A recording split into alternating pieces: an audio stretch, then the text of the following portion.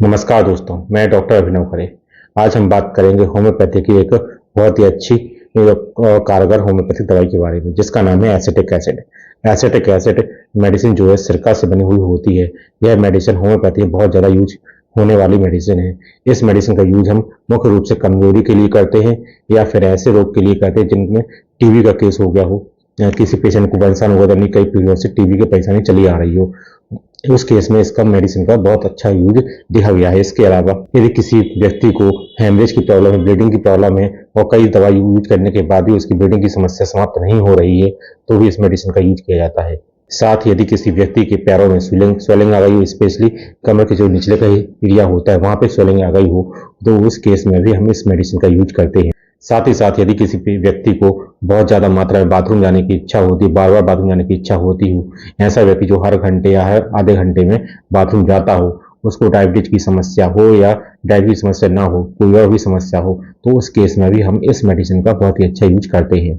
साथ ही इस मेडिसिन का यूज हम कमजोरी में भी करते हैं। यदि किसी व्यक्ति को बहुत ज्यादा कमजोरी हो गई हो, उसका शरीर दिन प्रतिदिन कमजोर होता जा रहा हो, मांसपेशियां कमजोर होती जा रही हो, शरीर दुबला पतला हो गया हो, उस केस में भी हम इस मेडिसिन का यूज करते हैं। दोस्तों, ये कुछ मुख्य रोग होते हैं, लक्षण होते हैं जिसमें इस मेडिसिन यानी कि एसिटिक एसिड मेडिसिन का यूज किया जाता है।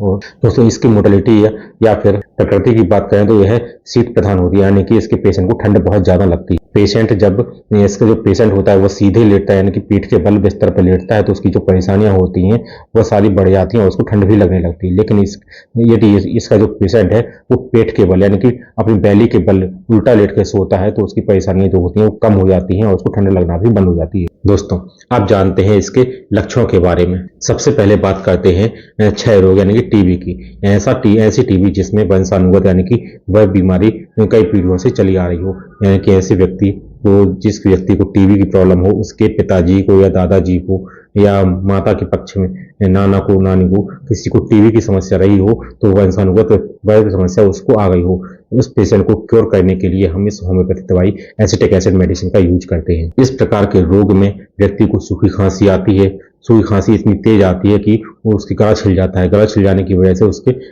गले से खून निकलने लगता है। जो बलगम होता है उसमें खून मिक्स होकर आने लगता है। या फेफड़ों में बहुत ज्यादा इन्फेक्शन हो जाता है, खिंचाव की वजह से वहां पे खून आने लगता है, फेफड़ों से खून निकलने लगता है, तो जो बलगम होता है उसमें ब्लीडिंग देखने को मिलती है। इसके अलावा पेशेंट को रात में बहुत ज्यादा पसीना आता है, पेशेंट को लूज मोशन होने लगते हैं, दस्त जैसे लगने लगता है, स्टूल बहुत सॉफ्ट स्टूल निकलने लगता है, दस्त जैसा, फेफड़ों से खून आने लगता है। जो फेफड़ों से खून निकलता है वो बलगम के साथ मिक्स होकर आता है। कभी कभी खांसी के साथ खांसी आती है तो खून निकलता है, बलगम नहीं होता, सिर्फ खून ही निकलता है। यदि आप इस प्रकार के पेशेंट की जो सीन छाती होती है वहां पे स्टेथोस्कोप या आला लगा के देखते हैं तो खड़खड़ाहट के साउंड देखने को मिलते हैं, सुनाई देते हैं। यदि पेशेंट को बहुत ज्यादा इन्फेक्शन हो गया तो बहुत तेज फीवर आता है, हेक्टिक फीवर की कंडीशन हो जाती है। उसके सीने या छाती में बहुत ज्यादा जलन होती है और रोगी दिन प्रतिदिन कमजोर होता चला जाता है। इस प्रकार के जो रोगी होते हैं उनको भूख बिल्कुल नहीं लगती है, या भूख लगती भी है तो बहुत नाम मात्र की भूख लगती है। थोड़ा सा खाना खाने से उनका पेट भर जाता है, खाना खाने की कोई भी इच्छा नहीं होती है। खाना खाने ऐसे पेशेंट खाना नहीं खाते जिससे उनको कमजोरी आ जाती है, और खाना खाएं या ना खाएं तब भी उनको बहुत ज्यादा कमजोरी आ जाती है, शरीर सूख सा हो जाता है। यदि किसी टीबी के पेशेंट में सारे लक्षण देखने को मिलते हैं तो हमें एसिटिक एसिड मेडिसिन का यूज करना चाहिए। इस मेडिसिन का यूज करने से जो पेशेंट की सारी समस्याएं हैं वो धीरे धीरे समाप्त होने लगती हैं। और इस प्रकार के जो पेशेंट होते हैं, टीबी के जो पेशेंट होते हैं, क्षय रोग के जो पेशेंट होते हैं, उनके जो आप देखेंगे निचला हिस्सा देखेंगे, पैरों की तरफ देखेंगे तो उनके पैर हमेशा सूजे हुए दिखाई देते हैं। अब बात करें हेमरेज की, तो इसके पेशेंट के होते हैं, जो इस मेडिसिन के जो पेशेंट होते हैं उनको हेमरेज की समस्या बहुत आम होती है, बहुत ज्यादा देखी जाती है। इसके व्यक्ति को शरीर के किसी भी अंग से रक्तस्राव यानी कि हेमरेज होने, ब्लीडिंग की समस्या होने लगती है। जैसे कि नाक से ब्लीडिंग आने लगती है, नाक फूट जाती है, किसी किसी की नाक फूट जाती है, एपिस्टैक्सिस बोलते हैं जिसे। इस कंडीशन में बहुत ज्यादा ब्लीडिंग होती है। इसके अलावा गुदा द्वार से भी ब्लीडिंग होने लगती है। यदि किसी पेशेंट को इंटेस्टाइन में ब्लीडिंग हो रही है तो वो इंटेस्टाइन का जो ब्लड होता है वो स्टूल के रास्ते से, यानी गुदा के माध्यम से, गुदा के रास्ते से बाहर निकलता है। कभी कभी ये ब्लड स्टूल के साथ भी मिक्स होकर आने लगता है। यह समस्या डिसेंट्री केस में भी देखने को मिलती है और पाइल्स के केस में भी देखने को मिलती है। इसके अलावा फेफड़ों से भी खून आने लगता है। फेफड़ों से जब खून निकलता है तो वो मुंह के रास्ते से बाहर, जब व्यक्ति को बहुत ज्यादा खांसी आती है, खांसी के तेज आवेग सा आता है या दौरा सा पड़ता है खांसी का, तो खांसी के साथ में जो बलगम आता है तो बलगम के साथ खून मिक्स होकर आने लगता है। कभी कभी बलगम नहीं भी आता तो खून अकेला आ जाता है। बहुत ज़्यादा खांसी आने की वजह से पेशेंट को बहुत ज़्यादा सूखी खांसी आती है, जिसकी वजह से उसका गला छिल जाता है और ब्लीडिंग होने लगती है, गले से ब्लीडिंग होने लगती है। यदि कोई ऐसी महिला जिसको मासिक धर्म चल रहे हैं, तो मासिक धर्म यानी कि पीरियड के समय पे ऐसी महिला को बहुत ज़्यादा ब्लीडिंग होती है। ऐसी ब्लीडिंग होती है कि पेशेंट जो महिला होती है उसको बहुत ज़्यादा कमजोरी आ जाती है। कभी ब्लीडिंग ज़्यादा हो जाती है, कभी जो टाइम होता है 5 दिन का समय होता है, ब्लीडिंग होती रहती है, कभी ज़्यादा समय तक ब्लीडिंग भी होती रहती है। इसके अलावा जो गर्भाशय होता है महिलाओं का, वहां से भी ब्लीडिंग की समस्या देखने को मिलती है। अमूमन हम इस प्रकार की ब्लीडिंग में चाइना मेडिसिन का यूज करते हैं, लेकिन कभी कभी हमें चाइना मेडिसिन से लाभ देखने को नहीं मिलता है, तो हम उसकी जगह पे एसिटिक एसिड मेडिसिन का यूज कर सकते हैं। चाइना के बाद यदि हम एसिटिक एसिड मेडिसिन को यूज करते हैं तो बहुत ही अच्छे रिजल्ट देखने को मिलते हैं। उस पाइल्स के केस में यानी कि बवासीर के केस में भी मल द्वार से जो गुदा होता है वहां से ब्लीडिंग होने लगती है, जिसे हम ब्लीडिंग पाइल्स कहते हैं। उस समस्या में बहुत ज्यादा ब्लीडिंग होती है, उस केस में हम चाइना मेडिसिन देते हैं, चाइना से आराम नहीं मिलता है तो अधिकतर डॉक्टर लगभग 90 से 95% डॉक्टर हेमोलिस मेडिसिन का यूज करते हैं। लेकिन कभी कभी जब हमें हेमोलिस मेडिसिन से भी लाभ नहीं होता है तो हम एसिटिक एसिड मेडिसिन देते हैं, जिससे उसके पाइल्स में जो ब्लीडिंग की समस्या होती है उससे उसे आराम मिल जाता है। और इसके अलावा जो उससे कमजोरी आने लगती है, पेशेंट को ब्लीडिंग की वजह से कमजोरी आने लगती है, उसमें भी सुधार देखने को मिलता है। दोस्तों, यदि हम बात करें सोने आने की, ऐसी बीमारी जिसमें स्वेलिंग आती है, यहाँ पैर में स्वेलिंग देखने को मिलती है। यदि किसी व्यक्ति को जिसको टीबी की समस्या हो या हेमरेज की समस्या हो, यदि उसकी कमर के निचले वाले हिस्से यानी कि पैरों में सूजन देखने को मिलती है, तो यह मेडिसिन बहुत ही अच्छा काम करती है। इस प्रकार का जो रोगी व्यक्ति होता है वह ऊपर से कमर के ऊपरी हिस्से जो होता है, कमर के ऊपर वाला हिस्सा होता है यानी कि धड़ का जो एरिया होता है वहाँ तो अच्छा होता है, यानी कि वहाँ पे पेशेंट दुबला पतला देखने को मिलेगा। एक टीबी का पेशेंट आपने अधिकतर देखे होंगे, टीबी के पेशेंट जैसे होते हैं दुबले पतले सिकुड़े से होते हैं, उसी प्रकार के जो इसका जो पेशेंट होता है वो ऊपर कमर के ऊपरी हिस्से में दुबला पतला सब नॉर्मल से दिखाई देता है। लेकिन जो पांव होते हैं या टांगे होते हैं वहां पे सूजन देखने को मिलती है, यानी कि स्वेलिंग देखने को मिलती है। इस प्रकार की स्वेलिंग में हम डिजिटलिस मेडिसिन का यूज करते हैं, लेकिन जब हमें डिजिटलिस से लाभ नहीं होता है स्टार्टिंग में, तो हम एसिटिक एसिड मेडिसिन का यूज कर सकते हैं, जिससे हमें तुरंत आराम देखने को मिलता है। दोस्तों, अब हम बात करते हैं बहुमूत्र यानी कि पॉलीयूरिया के बारे में। इस प्रकार की कंडीशन में जो पेशेंट होता है उसको बहुत ज्यादा मात्रा में बाथरूम जाती है, यानी कि उसको बार बार बाथरूम जाने की इच्छा होती है। इसका जो पेशेंट होता है उस हर आधे घंटे में या हर 1 घंटे में बाथरूम जाता रहता है। इस प्रकार की समस्या हमें अधिकतर ऐसे पेशेंट को देखने को मिलती है जिनको पहले से डायबिटीज की समस्या हो। यदि ऐसे व्यक्ति जिनको डायबिटीज की समस्या है अथवा नहीं है, जिनको डायबिटीज नहीं है वह भी बार बार बाथरूम जाते हों, उनको भी यह दवा क्योर कर देती है। इसके अलावा यदि कोई व्यक्ति बूढ़ा व्यक्ति है, मेल पर्सन है, बूढ़ा व्यक्ति है, उसको प्रोस्टेट की समस्या देखने को मिलती है, प्रोस्टेट की समस्या हो जाती है। अमूमन लगभग 90% मेल को प्रोस्टेट की समस्या होती ही है। प्रोस्टेट एक ग्रंथि होती है जो हमारे मूत्र नली में पाई जाती है। धीरे उम्र के साथ साथ एक ग्रंथि बड़ी होने लगती है, जिसकी वजह से वहां पे जो दबाव पड़ता है और बाथरूम जो होती है पूरी तरीके से निकल नहीं पाती है। यूरिनरी ब्लैडर होता है, पूरी तरीके से खाली नहीं हो पाता है, जिसकी वजह से पेशेंट को बार बार बाथरूम जाने की इच्छा होती रहती है। और जब बाथरूम जाता है पेशेंट तो बाथरूम स्टार्टिंग में ठीक ठाक निकलती है, लेकिन जब बाथरूम बंद होने लगती है तो बूंद बूंद करके ड्रॉप बाय ड्रॉप बाथरूम निकलती है।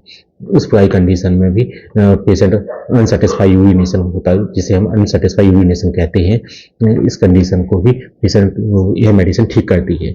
लेकिन अधिकतर जो पेशेंट होते हैं, इसके प्रोस्टेट के जो पेशेंट होते हैं, वो एलोपैथी डॉक्टर के पास जाते हैं। होम्योपैथी दवा लेने से पहले एलोपैथी के पास चले जाते हैं, और जो एलोपैथी डॉक्टर होते हैं इसको क्योर करने की जगह पे जो प्रोस्टेट ग्रंथि होती है उसे पूर्ण निकाल के अलग कर देते हैं, जिसकी वजह से यूरिथ्रल स्ट्रक्चर की समस्या उत्पन्न हो जाती है। यूरिथ्रल स्ट्रक्चर में भी जो प्रोस्टेट ग्रंथि होती है वो तो ठीक हो जाती है, नॉर्मल हो जाती है, लेकिन स्ट्रक्चर की वजह से वहां पे छेड़खानी करने की वजह से नस दब जाती है, अधिकतर वहां पे नस दब जाती है, वहां पे स्वेलिंग आ जाती है नसों में, जिसकी वजह से उसको बार बार बाथरूम जाने की इच्छा होती रहती है। पेशेंट रात में या दिन में कभी भी हर आधे घंटे में या हर 1 घंटे में बाथरूम जाने की इच्छा करता रहता है, पेशेंट बाथरूम के लिए जाता रहता है।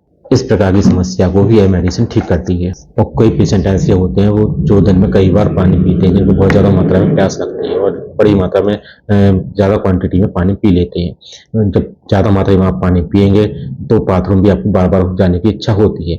उस केस में भी यह मेडिसिन आपको हेल्प करती है। पॉलीयूरिया के ऐसे केस जिनमें पेशेंट को शुगर हो अथवा ना हो, पेशेंट को बहुत ज्यादा प्यास लग रही हो, साथ ही पेशेंट को बहुत ज्यादा कमजोरी महसूस हो रही हो, शरीर पीला सा पड़ने लगता हो, शरीर का जो मांसपेशियां होती हैं वो कमजोर हो जाती है, पेशेंट सूखने लगता हो, इस प्रकार की समस्या देखने को मिल रही हो, तो पेशेंट को सबसे पहले एसिटिक एसिड मेडिसिन का यूज करना चाहिए। इस मेडिसिन से बहुत अच्छा लाभ देखने को मिलता है। दोस्तों, यदि हम बात करें इस मेडिसिन के अन्य लक्षणों के बारे में, तो यह मेडिसिन उन केस में भी बहुत ही अच्छा काम करती है यदि किसी पेशेंट को ऑपरेशन हो रहा है या होने वाला है, उनको एनेस्थीसिया दिया जाता है या क्लोरोफॉर्म दिया जाता है, तो जिसकी वजह से जब वो होश में आते हैं, बेहोशी की वजह जब वो होश में आते हैं, उनको कमजोरी सी महसूस होने लगती है। यह ऐसे पेशेंट है जो रात में नींद की गोलियां खाते हैं और सुबह से देखते हैं तो अनइजीनेस या अनकंफर्टेबनेस महसूस करते हैं, उनको अच्छा महसूस नहीं होता है। उस प्रकार के पेशेंट में बहुत ज़्यादा कमजोरी देखी जाती है। उस कमजोरी को दूर करने के लिए इस मेडिसिन का यूज किया जाता है। यदि किसी व्यक्ति को नींद न आने की बीमारी या नींद नहीं आने की गोलियां कंटिन्यू लंबे समय से खा रहा है, लेकिन उसको दिन भर अनइजीनेस फील होता है, तो आप इस मेडिसिन का यूज कर सकते हैं। इससे आपको नींद भी अच्छे से आने लगती है और आपकी जो कमजोरी है वह भी धीरे धीरे ठीक होने लगती है। इसके अलावा एक और बहुत इंपॉर्टेंट इसका सिम्टम है, यदि कोई लेडीज प्रेग्नेंट है या प्रेगनेंसी कंडीशन में चल रही है, तो उसके मुंह से बहुत ज्यादा सलाइवेशन होता है, मुंह में बार बार बहुत ज्यादा पानी आने लगता है। यह पानी दिन में भी या रात में भी कभी भी आता रहता है, उस कंडीशन को भी यह मेडिसिन ठीक करती है। दोस्तों, ये बात हुई इस मेडिसिन के रोग और के लक्षणों के बारे में। ये मेडिसिन किन किन बीमारियों में किन किन तरीकों से काम करती है। अब हम बात करते हैं इस मेडिसिन की पोटेंसी के बारे में। दोस्तों, इस मेडिसिन के हम मुख्य रूप से 30 पोटेंसी में ही यूज करते हैं। 30 पोटेंसी में इसके बहुत अच्छे रिजल्ट देखने को मिलते हैं। अब जानते हैं इसको यूज कैसे करना है। तो मुख्य रूप से यदि आप ग्लूकोज में इस मेडिसिन का यूज कर रहे हैं, तो आप 4 से 6 गोली दिन में 3 बार चूस सकते हैं। यदि आप इस मेडिसिन को डाइल्यूशन फॉर्म में लेते हैं, ड्रॉपर से लेते हैं, तो मुख्य रूप से आपको 2-2 बूंद दिन में 3 बार, सुबह दोपहर शाम, खाना खाने के आधे घंटे पहले या आधे घंटे के बाद डायरेक्ट जीभ पर टपका लेने हैं, बस। इसके अलावा आपको कुछ नहीं करना है। दोस्तों, यदि इसकी आप 200 या 1 एम पोटेंसी यूज करते हैं, तो ध्यान रहे कि यह एक डीप एक्टिंग मेडिसिन है। यह मेडिसिन लंबे समय तक असर करती है। यदि आप इस मेडिसिन को 200 या 1 एम पोटेंसी में यूज कर रहे हैं, तो आप ध्यान रहे कि 1 महीने में सिर्फ 1 बार ही इस मेडिसिन का यूज करना है। एक महीने में आप 1 बार से ज्यादा इस मेडिसिन का यूज नहीं कर सकते हैं। इस प्रकार इसका जो पेशेंट होता है उसको शीत प्रकृति का होता है, उसको ठंड बहुत ज्यादा लगती है। इसके अलावा क्लोरोफॉर्म, एनेस्थीसिया, कोयले का धुआं या गैस का धुआं, ऐसी महिलाएं जो दिन भर खाना बनाती रहती हैं, कोयले के सामने, भट्टी के सामने जो काम करते रहते हैं, वर्कर होते हैं, जैसे कि होटल में खाना बनाने वाले होते हैं, ढाबे पे खाने बनाने वाले होते हैं, कोयले के धुएं के सामने हमेशा कांटेक्ट में बने रहते हैं। घर की जो महिला होती है वो गैस के धुएं के सामने हमेशा बनी रहती हैं। इसका जो धुआं होता है हमारे समूह में सांस के द्वारा हमारे शरीर के अंदर चला जाता है, जिससे कमजोरी महसूस होने लगती है। यह धुएं के दुष्परिणाम देखने को मिलते हैं। उसके दुष्परिणाम को ठीक भी करती है, मेडिसिन ठीक करने का काम करती है। इसके अलावा यदि कोई व्यक्ति अफीम या धतूरे को खा लेता है, इसकी वजह से उसको एंटीडोट तो कर दिया जाता है, लेकिन उसके जो दुष्परिणाम होते हैं वो बाद में आप देखने को मिलते हैं। उसके जो दुष्परिणाम धीरे ठीक करने के लिए, अच्छे से ठीक करने के लिए इस मेडिसिन का यूज कर सकते हैं। इसके अलावा आप ध्यान रखें कि यदि आपको हेमरेज की प्रॉब्लम है, यानी कि ब्लीडिंग की प्रॉब्लम है, तो चाइना सबसे पहले देनी है आपको मेडिसिन। चाइना यदि काम नहीं करती है तो एसिटिक एसिड मेडिसिन आपको यूज करनी है। यदि आपको पाइल्स की ब्लीडिंग की समस्या है, तो सबसे पहले आपको हेमरेज मेडिसिन का यूज करना है। यदि हेमरेज काम ना करे तो आपको एसिटिक एसिड मेडिसिन का यूज करना है। यह मेडिसिन ब्लीडिंग की समस्या भी ठीक करती है और ब्लीडिंग की वजह से यदि आपको कमजोरी आ गई है, उस समस्या को भी यह मेडिसिन पूरी तरीके से ठीक करती है।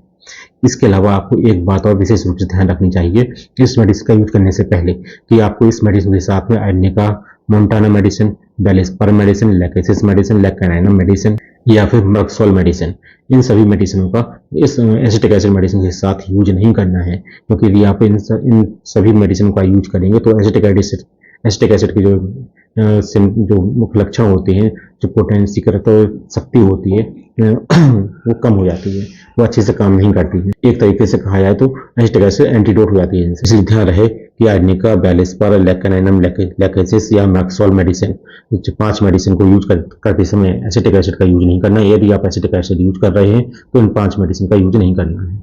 दोस्तों, ये रहा एसिटिक एसिड मेडिसिन के बारे में डिटेल चर्चा। आशा करता हूँ कि आपको यह वीडियो अच्छा लगा हो, आपको सारी जानकारी अच्छे से समझ में आ गई हो। यदि फिर भी आपको कोई क्वेरी हो, कोई क्वेश्चन हो, तो आप कमेंट बॉक्स में मैसेज कर सकते हैं, आपको उसका जवाब दिया जाएगा। यदि आप चाहते हैं किसी बीमारी से संबंधित जानकारी लेना,